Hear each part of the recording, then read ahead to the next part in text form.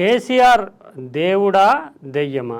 కవిత కేసీఆర్ని దేవుడు, ఆయన చుట్టూ దెయ్యాలు ఉన్నాయంటూ వ్యాఖ్యానించడంతో ఇప్పుడు తెలంగాణ రాజకీయ రంగం ఈ మాటల్ని అందిపుచ్చుకుంటూ అసలు దెయ్యాల మీద పెత్తనం చేస్తున్న ఆయన దేవుడు ఎలా అవుతాడు అనేటటువంటి వాదనని కాంగ్రెస్ పార్టీ, భారతీయ జనతా పార్టీ ఇవన్నీ తీసుకొచ్చాయి. నిజానికి కేసీఆర్ దేవుడు కాదు, దెయ్యము కాదు. అసలు రాజకీయాల్లో దేవుడు దెయ్యము అనేటటువంటి భావనే ఒక రకంగా వక్రీకరణ కిందే మనం చెప్పుకోవాల్సి ఉంటుంది.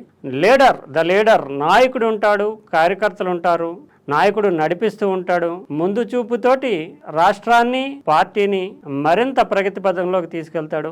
అతను నాయకుడు అవుతాడు. మిగిలిన వాళ్ళు అతని విధానాల్ని ముందుకు తీసుకెళ్ళడానికి, ఆయన చూపించినటువంటి బాటలో నడవడానికి, ఆయన సిద్ధాంతాలను అందిపుచ్చుకొని ఆశయాలను సాధించడానికి ప్రయత్నం చేస్తూ ఉంటారు. వాళ్ళంతా కార్యకర్తలుగా ఉంటూ ఉంటారు. అందువల్ల రాజకీయాల్లో దేవుడు అనగానే చుట్టూ కొంతమంది చేరి భజన చేస్తూ ఉంటారు అధినేతకి. అందువల్ల దేవుడు స్థానం ఎప్పుడైతే కల్పించామో భజన అనేటటువంటిది సహజంగానే ప్రవేశిస్తూ ఉంటుంది. ఇక దెయ్యం అనగానే తిట్లు దోషంలో ఉంటాయి. ఇప్పుడు రాజకీయాల్లో కేసీఆర్ని బీఆర్ఎస్ శ్రేణులు కావచ్చు, బీఆర్ఎస్లో ఉండేటటువంటి దిగువ స్థాయి నాయకులు కావచ్చు, వీళ్ళంతా దేవుడిగా భావించడం అనేటటువంటిది సహజము. ఆయన ఎక్కడ కనిపించినా ఆయనలో ఉండేటటువంటి లోపాలని ఎత్తి చూపకుండా ఆయన చుట్టూ స్తుతి, కీర్తనలు, ప్రశంసలే వినిపించడము, ఒక రకంగా భజన సంస్కృతి ఉండడం అనేది సహజంగానే గడిచినటువంటి 20 ఏళ్లుగా చూస్తూ ఉన్నాము. ఇంకా ప్రత్యర్థి పార్టీలు అయినటువంటి బీజేపీ కావచ్చు, కాంగ్రెస్ పార్టీ కావచ్చు, ఇవన్నీ కూడా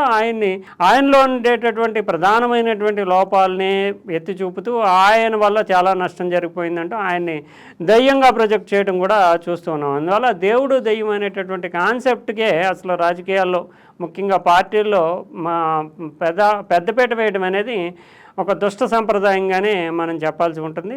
కేసీఆర్ సృష్టించినటువంటి చరిత్ర కానీ, కేసీఆర్ రాష్ట్రాన్ని 10 ఏళ్ల పాటు పరిపాలించినటువంటి తీరు కానీ, జాతీయంగా వివిధ పక్షాలని ఏకతాటిపైకి తెచ్చుకొచ్చి తనకి పార్లమెంట్లో బలం లేకపోయినప్పటికీ అంశానికి, తెలంగాణ వాదానికి, తెలంగాణ న్యాయమైనటువంటి డిమాండ్కి ఉండేటటువంటి ప్రాముఖ్యాన్ని గుర్తింపచేసి పునర్విభజన చట్టం చేయక తప్పనటువంటి ఒక అంశానికి ఆయన ఆధారంగా నిలవడంలో కానీ, అందువల్లే హీఈస్ ద లీడర్, అతడు నాయకుడు.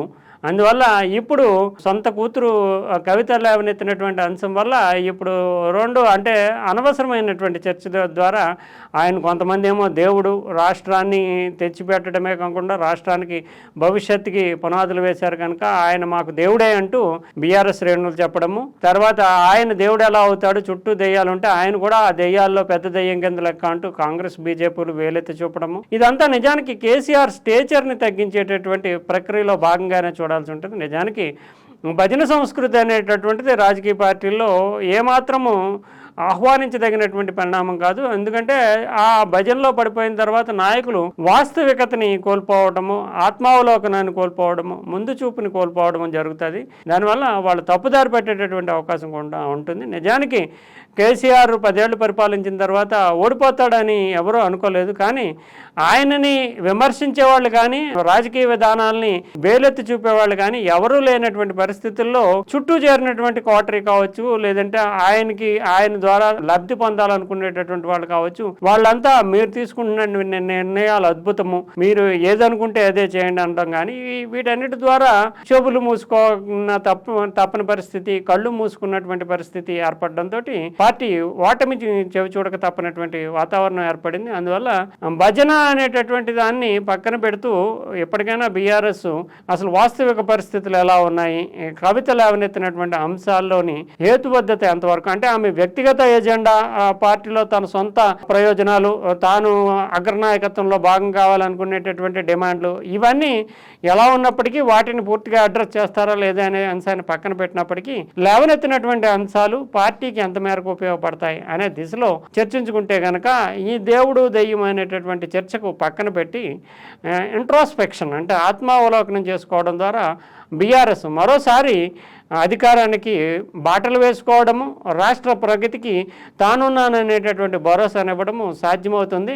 ఎంత అవునన్నా కాదన్నా ఒక ప్రాంతీయ పార్టీగా తెలంగాణ ప్రయోజనాలకి మొట్టమొదట కమిట్ అయ్యేటటువంటి పార్టీగా మాత్రము బీఆర్ఎస్ లేదంటే టీఆర్ఎస్నే చెప్పాల్సి ఉంటుంది. జాతీయ పార్టీలు ఎన్ని ఉన్నప్పటికీ వాటికి ఉండేటటువంటి ఎజెండా కానీ, ఢిల్లీలో ఉండేటటువంటి హైకమాండ్లు ఇచ్చేటటువంటి సూచనలు కానీ, వాటికి ఉండేటటువంటి ప్రయోజనాలు కానీ వేరేగా ఉంటాయి. పూర్తి స్థాయిలో రాష్ట్ర ప్రయోజనాలకే కమిట్ అయ్యేటటువంటి పార్టీగా ప్రాంతీయ పార్టీలు నిలుస్తాయి. అందువల్ల రాష్ట్ర సాధనతో పాటు తొలి 10 సంవత్సరాల అభివృద్ధికి అజెండా నిర్దేశించుకుని ఆ దిశలో కార్యాచరణ నడిపినటువంటి బీఆర్ఎస్కు ఉజ్వలమైన భవిష్యత్తు ఉండాలని రాష్ట్ర ప్రజలు కోరుకుంటూ ఉంటారు. కనుక పార్టీలో ఉండేటటువంటి లోపాలని, బలహీనతల్ని సరిదిద్దుకోకపోతే ఇప్పటికే కాంగ్రెస్ పార్టీ అధికారంలో ఉంది. దాని తర్వాత ఆల్టర్నేటివ్గా తాను అధికారంలోకి రావాలని భారతీయ జనతా పార్టీ ప్రయత్నం చేస్తుంది. ఒకవేళ భారతీయ జనతా పార్టీకి మళ్ళీ అవకాశం వస్తే ఈ రాష్ట్రం అంటే తెలంగాణ రాష్ట్రము 2 జాతీయ పార్టీల గుత్తాధిపత్యంగా పరస్పరం వాళ్లే కొట్టుకుంటూ వాళ్లే ప్రత్యర్థులుగా పోటీ పడేటటువంటి వాతావరణం ఏర్పడుతుంది. క్రమేపీ ప్రాంతీయ పార్టీలు బలహీన పడిపోతాయి. ఎందుకంటే 2 జాతీయ పార్టీల ముఖాముఖి పోరాటము లేదంటే 2 బలమైనటువంటి ప్రత్యర్థులు ఉన్నప్పుడు మూడో పార్టీకి అస్తిత్వం అనేది లేకుండా పోతుంది. అందువల్ల ఎప్పటికైనా ఇంకా ప్రధానమైనటువంటి ప్రత్యర్థిగా, ప్రధాన ప్రతిపక్షంగా ఉన్నటువంటి బీఆర్ఎస్కి పొలిటికల్గా చాలా అవకాశాలు ఉన్నాయి. కనుక భారతీయ జనతా పార్టీ కాంగ్రెస్ల మధ్య రాష్ట్రం అధికారం కేంద్రీకృతం కాకుండా ఉండాలంటే ఆత్మావలోకనం చేసుకుంటూ ఎజెండాని కొత్తగా నిర్దేశించుకోవాల్సినటువంటి అవసరం అయితే కనిపిస్తుంది. ఈ దేవుడు దెయ్యం అనే రెటారిక్ అంటే ఏదో లాంఛనప్రాయమైనటువంటి సోషల్ మీడియా చర్చల కంటే కూడా పార్టీ పరమైనటువంటి లోపాల మీద దృష్టి పెడితే కనుక ఉజ్వలమైన భవిష్యత్తు బీఆర్ఎస్కు ఉంటుందనే భావనే ఎక్కువ మంది రాజకీయ విశ్లేషకులు వ్యక్తం చేస్తున్నారు.